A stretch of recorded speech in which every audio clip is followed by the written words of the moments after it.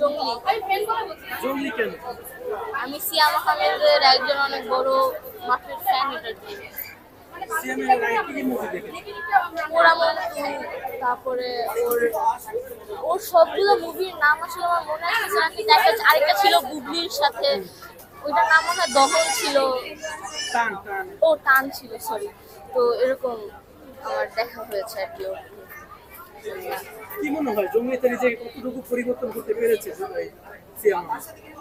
অনেকটাই ওর সব মুভিতেই ওর যে একটা যে আহ, ওর অ্যাক্টিং মানে স্কিলস গুলোর ইমপ্রুভমেন্ট, এটা সব ওর মুভিতেই বোঝা যায়। ওর যে ইমপ্রুভ করছে, ওর যে প্রত্যেকটা মুভিতেই বোঝা যায়।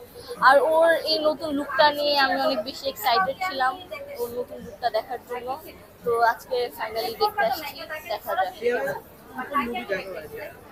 বললাম তো, হ্যাঁ। সাকিবের মুভি দেখা হয়? সাকিব খানের দেখা যাক।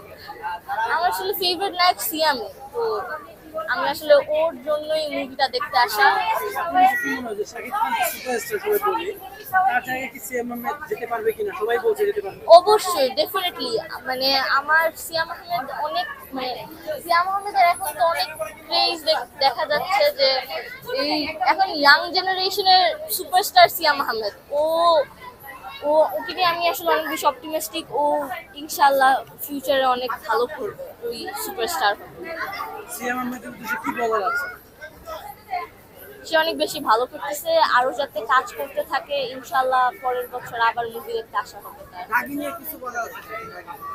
দাগি, আমি দাগির ট্রেলার দেখছি, কিন্তু হ্যাঁ দাগিও ভালোই ছিল। ট্রেলার দেখতে ভালোই মনে হলো।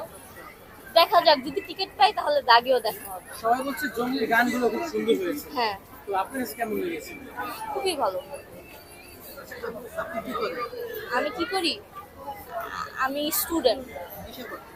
আমি স্ট্যান্ডার্ড 7-এ ইএসএস। নাম? অপসরা। কোথায় থেকে এসেছেন? আমি শান্তিনগর। ওকে, আপনি